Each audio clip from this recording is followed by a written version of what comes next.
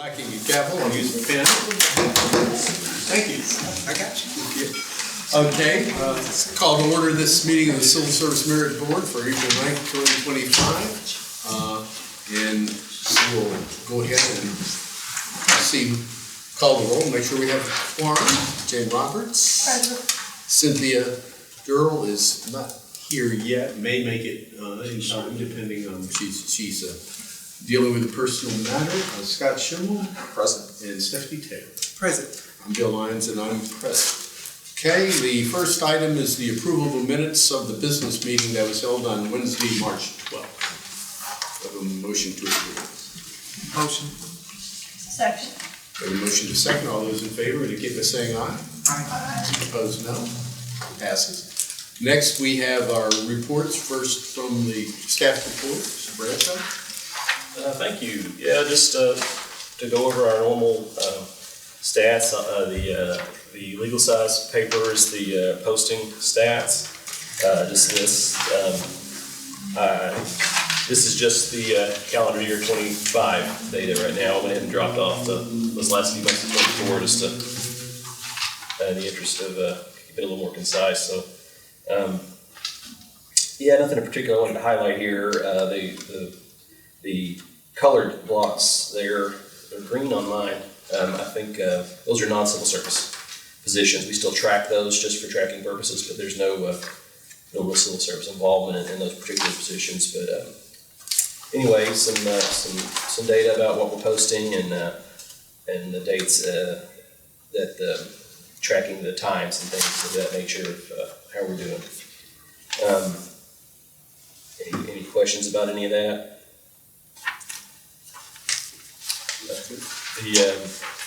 The next sheet I have is it's a landscape size, not portrait, but it's half of the page with the tables on it. This is as you guys have seen before, but these are the written tests that we have administered so far this calendar year. I did total them up there at the bottom to show how our response rate is in terms of how many applicants we had that were invited to test, how many that scheduled to test, and how many actually tested.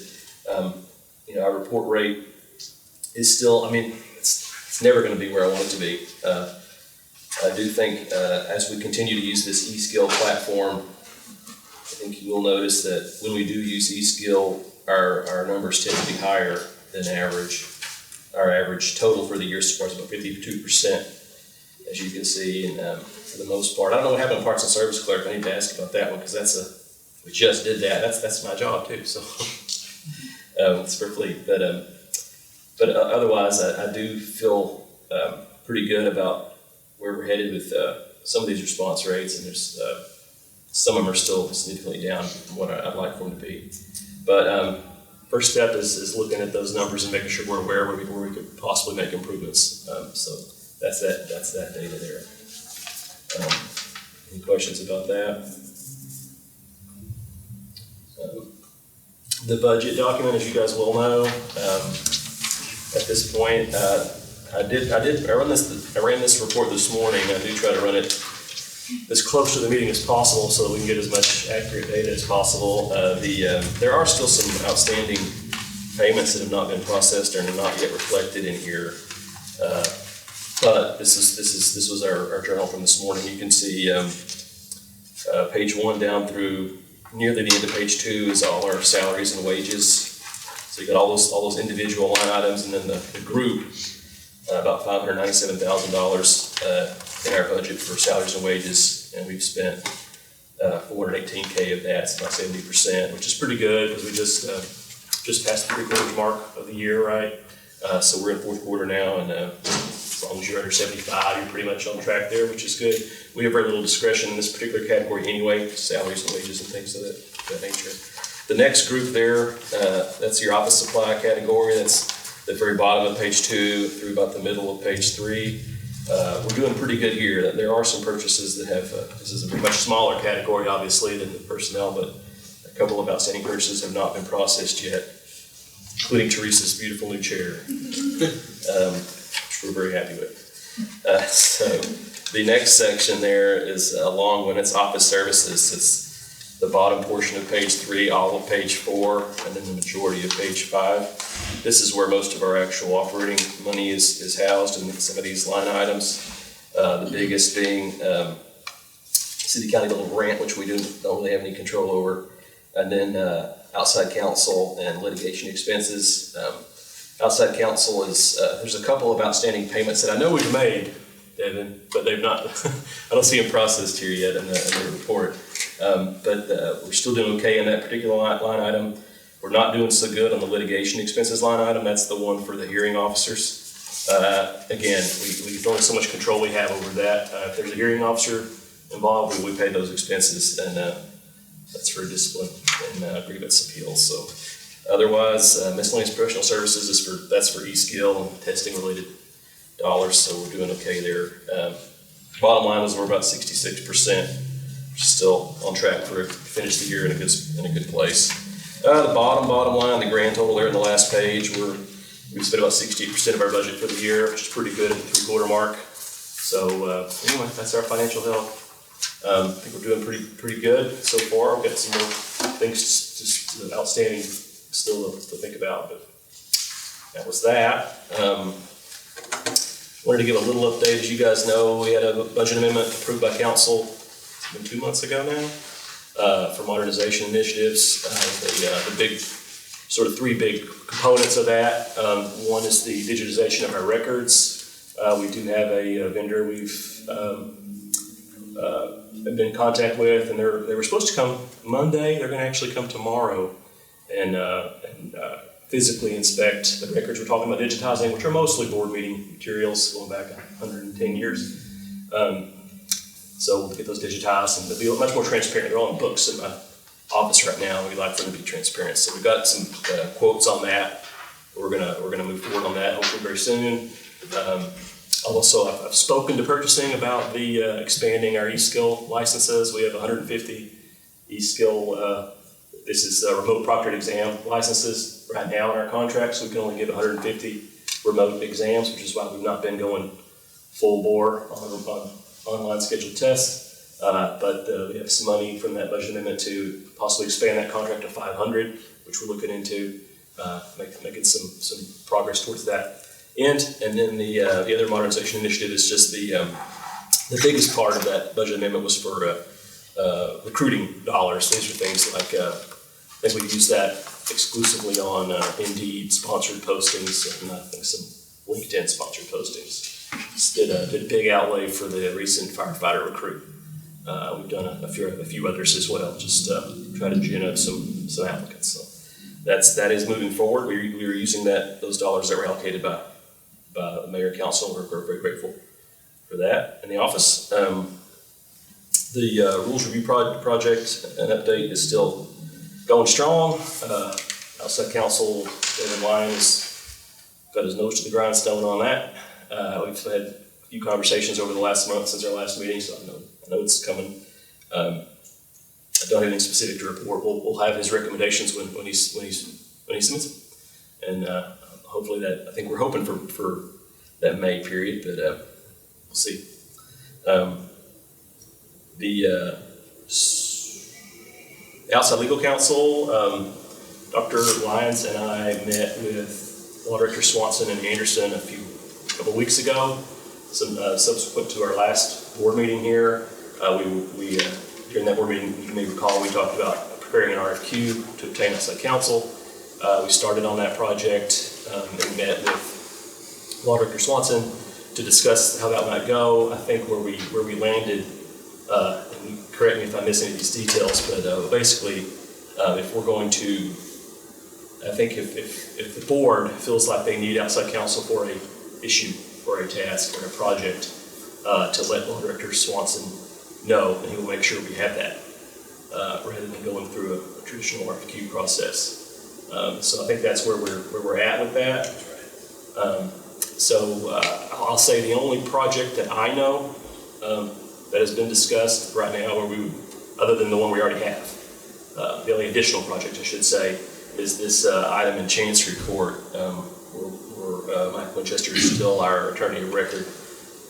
He has been communicating with Anderson and myself in terms of motions or, updates that have been filed, but he still listens to attorney records. So my recommendation to the board at a future date would be to request we have outside counsel for that issue to Director Swanson, and then I think that would be prudent in my opinion.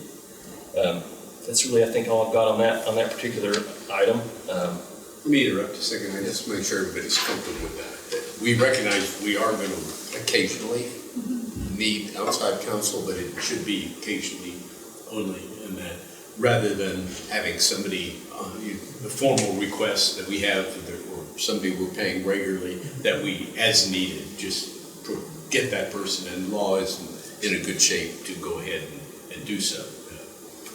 Pretty much, again, fitting for the occasion as well.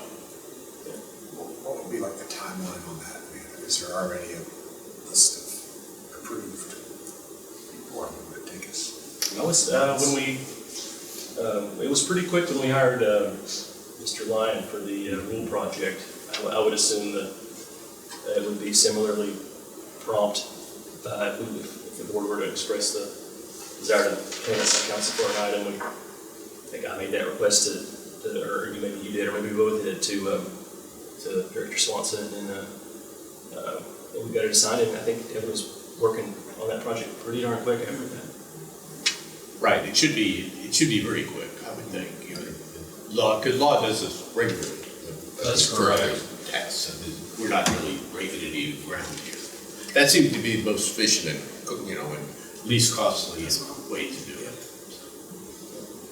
So that was a informative, helpful meeting. I felt, and Director Swanson really, in my opinion, was really eager to help us as needed. So I appreciate that. The recruiting project. I wish we just settled on a name for this. I keep hearing the Fusion Migration. I'm calling it the Oracle Recruiting Project. But anyway, it's going apace. Target date is still October to do a launch on that. It's aggressive. It's ambitious. But our staff is along with Kelly's team and Christine Stickler's team and Risk as well, working very closely with IT on a daily basis. I think Laura spent several hours in the meeting today, as well as yesterday and the day before. So been a big project, which we're very excited to get that off the ground. But that is moving forward, and it's moving forward at a pretty good clip. Yes, and I appreciate an update on that, as we're looking to bring in the new civil service executive secretary. Any kind of large HRIS, any kind of change like that, it's no small task. So when we're saying we think October, maybe sometime you might be able just to update us where we're at or what could be leftover duties, especially when we want to give a realistic job preview to our incoming candidates about how much involvement that time is going to be for wrapping up implementation. I've lived through many of them, so. Yeah, it's certainly a heavy lift. I think if you guys, depending on if you're interested, we can go into as much detail or as little as you want. I think I'm sure Laura would love to do a presentation next month, wouldn't you? On Yeah. some of the where we're at progress-wise, but there's been a lot of meetings and a lot of involvement and back and forth with planning and testing and things of that nature for several weeks now. But it's pretty intensive time commitment right now. But very exciting project.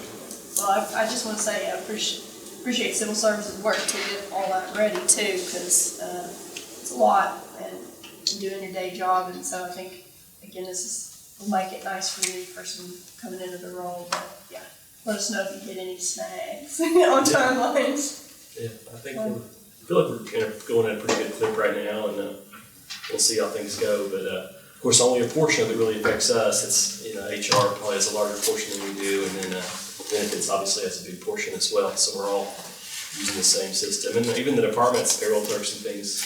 Everybody's going to be affected ultimately, but certainly our recruiting and our applicant intake functions are going to be completely revamped. But big project, cool project. The last item on my report, I wanted to bring this back as far as just to give a couple of stats. We do have 2 active Step 3 grievances that are on appeal and awaiting to be heard, awaiting a hearing, and we have 1 disciplinary appeal that is at Step 3 and is awaiting a hearing. So a total of 3 that are awaiting to be heard by a hearing officer. And we have 1, as I mentioned before, 1 case that was heard by a hearing officer last year that is in Chancery Court. And we're working through that. That's the one I mentioned before with Mike Stiller, our attorney of record on that. So that's our stat report. I will say we also, in the last month, we had we had 1 disciplinary appeal that was withdrawn. It was pending a hearing. It had been filed at Step 3 and pending a hearing, but it was withdrawn. And we also had 1 that was resolved. A hearing officer issued an opinion and resolved. So we had two cases that were closed in the last month, which leaves us with a total of 4, 3 active with us, with your hearing officers, and then 1 with the Chancery Court. So that's where we're at. I think I know Anderson and I had a conversation about hearings and things of that nature a few weeks ago. I think, as I understand, if I can give data and things of that nature in a report such as this, if the board wanted more specific legal updates, I think the appropriate context for that would be in an executive session with our attorney to get that level of detail, as I've portrayed that accurately. That's correct. So that's sort of where we're at. I know there's several of you guys had questions.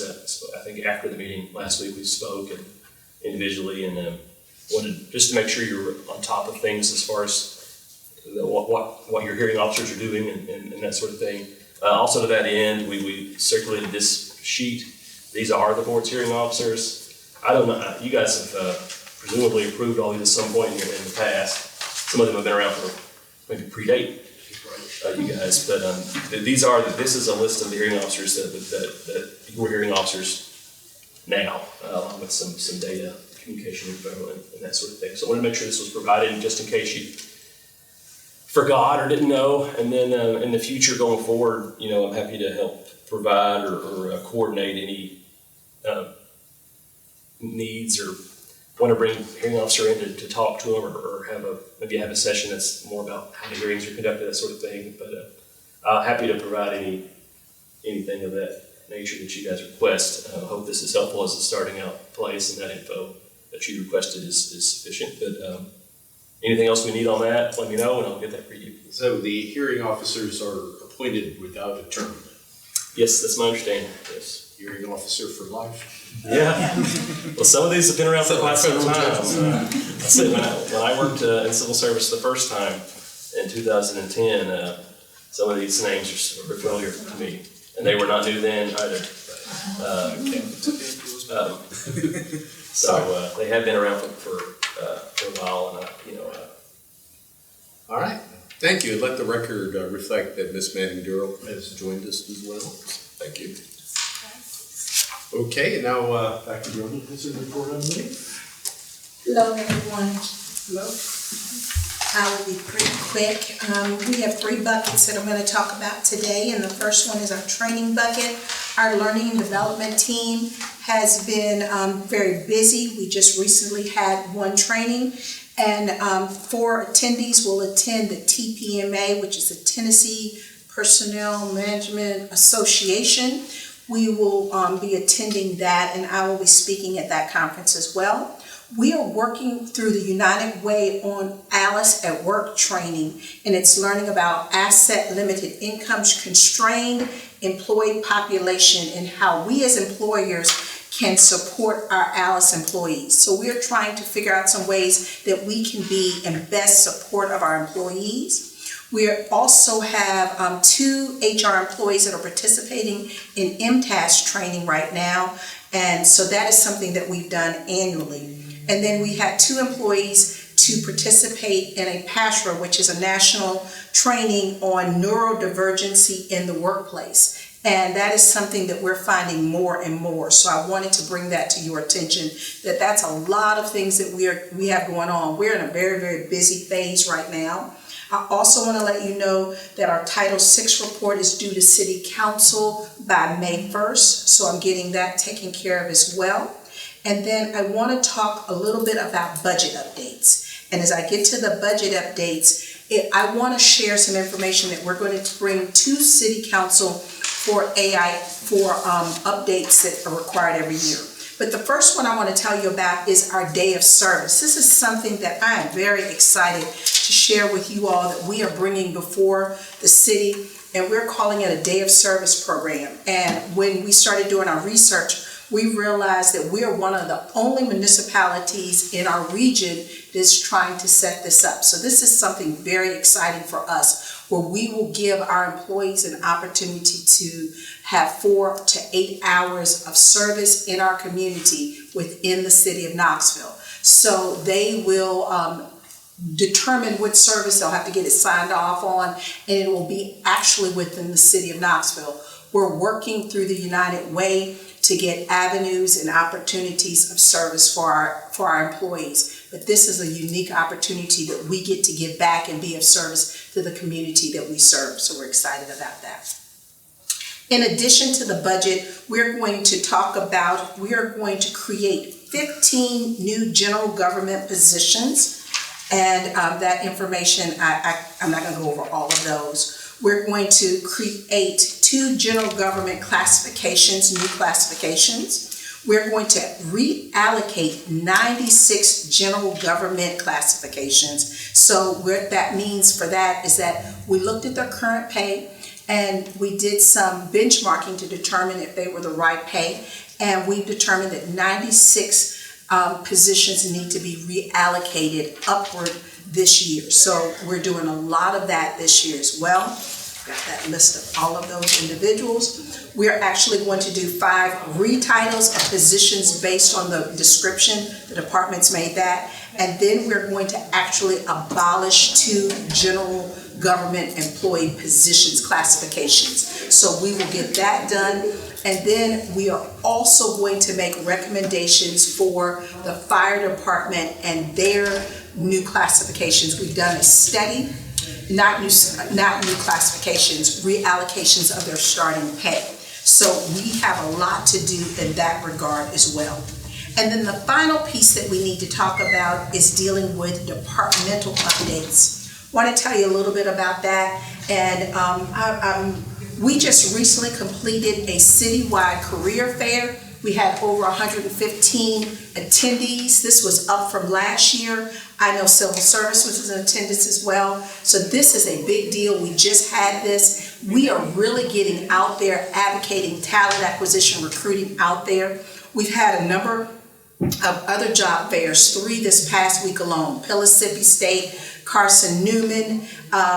We've also done mock interviews, the 865 Academy, the Expo. We've had 300 students attend the Expo alone. So we are really getting to people and promoting the city.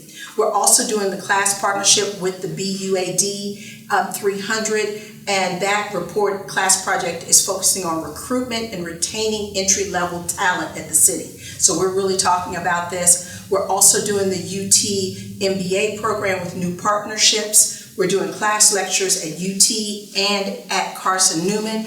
And we're getting ready to start our internship program for summer in the city. And we're bringing on interns as well through the UT graduate program through the Baker Center. I think I have that right. It's Baker School now. Baker School. So we have a lot, Baker School, excuse me, sir. So we have had a lot going on, and we're really promoting the city, trying to get more and more employees, a lot going on. So thank you to our team. That's it. If you have any questions, thank you. Thank you very much. Okay, now we have the new business, and the first item, item 4, is election of the chair for year 25-26. And as present chair, historically, the chair is stepped aside for this, but I've been advised that that is not appropriate under our rules, and that the chair is supposed to conduct business on everything. Is that The rules are silent, so the Yeah. chair would conduct business. Okay. So I guess at this point, I'm opening up nominations for the chair for next year.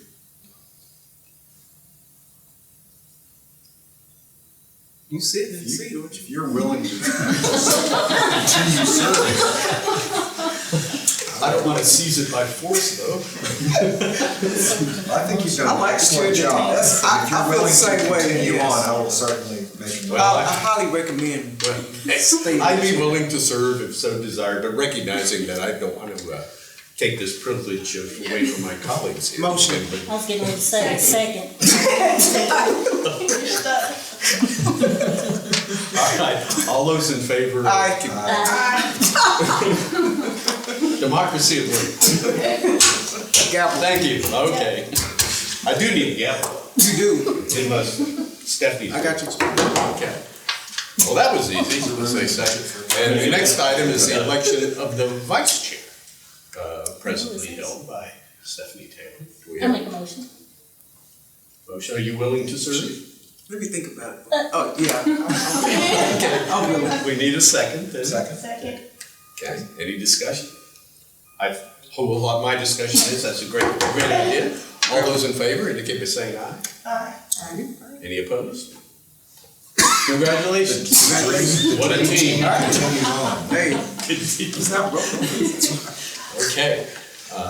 Now we have item 6, a request by KFD to temporarily waive the high school diploma requirement for firefighter recruit applicants who are currently enrolled in high school and expect to graduate at the end of the year.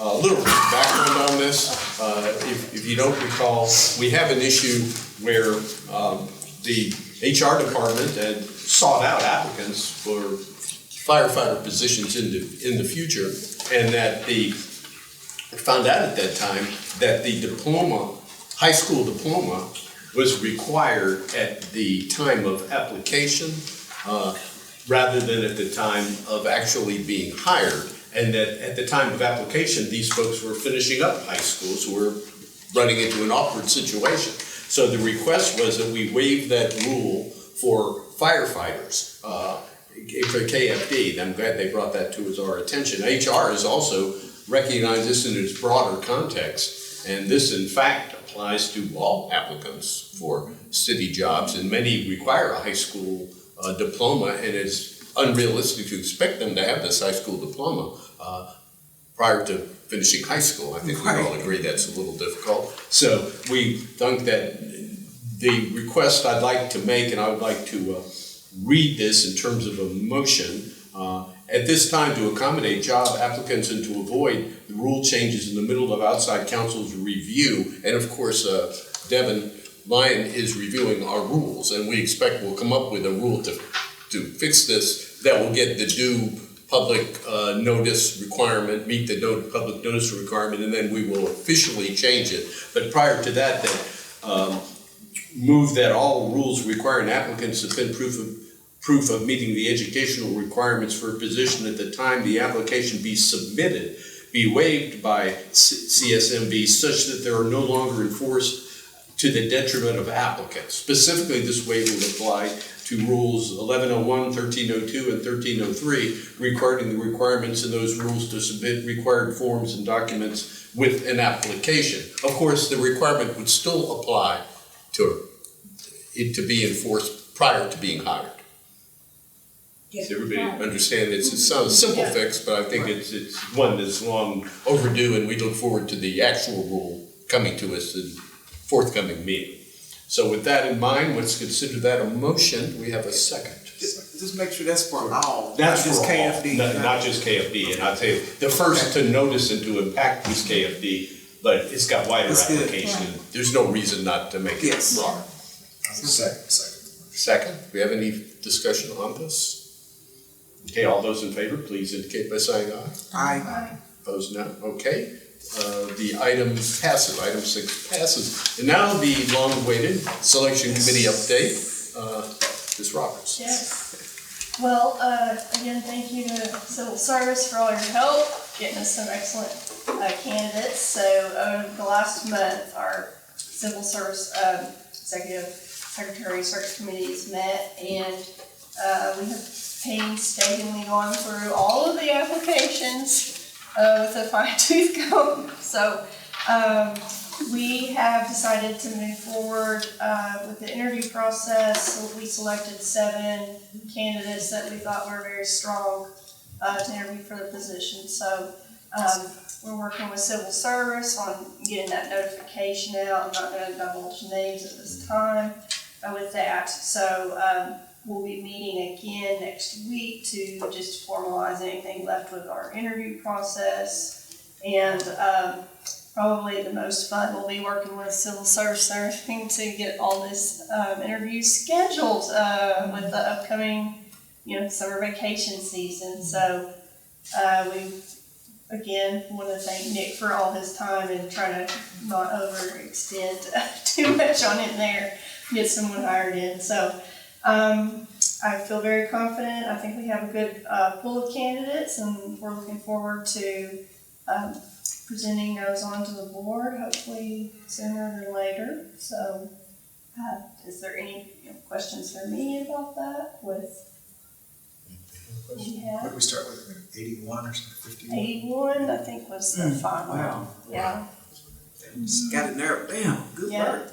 Well, thanks to David and all of our employee Yes. reps, we all went through that screening process of that. So Appreciate that. Oh, definitely. I think I know all the board feels. We totally Oh, appreciate man. your Yes. work, and also the employee reps, people on the Yes. who were engaged yes, in this. they're working very hard too. So Right. yes. And anyway, in Nick's work, and we Really appreciate your taking Yes. on double duty at the city during this time. No, you didn't have a minor little job over to deal with, but I don't think we missed a beat, so. On that note, once we hire somebody, what's your plan after we hire somebody? I'm obviously happy to assist in any transition as you guys would like for me to. I'm more than happy to make this go as smoothly as possible. I don't intend to just go back to Fleet immediately full time just on day one.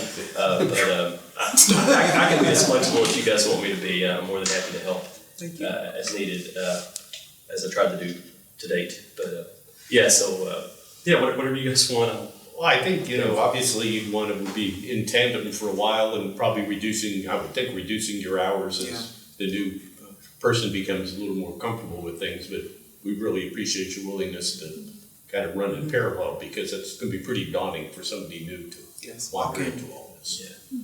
And then immediately, of course, being able to work with HR is critical, and work smoothly with HR and have the, I think that is something this person will come in only knowing, and we'll see that as rather than something to overcome, and something that, is an artifact of the past that we're moving on from. Yeah. So. Okay, hope to hand the keys over and be really smooth and keep going. Yeah. Nick's already doing an excellent job maintaining everything and getting us again modernized with some of these projects too. So I'm looking forward to getting someone in there and get you some relief and getting our staff new boss. Yes. Coming into the new digitized world. Yes. That's right. Yeah. That's right. Okay. Do we have any other business to come before the board today? Okay, well, with that, Let's take a motion. to adjourn. You beat me to it. A second. Second. All right. All those in favor? Aye. We are adjourned. Good job. Thank you.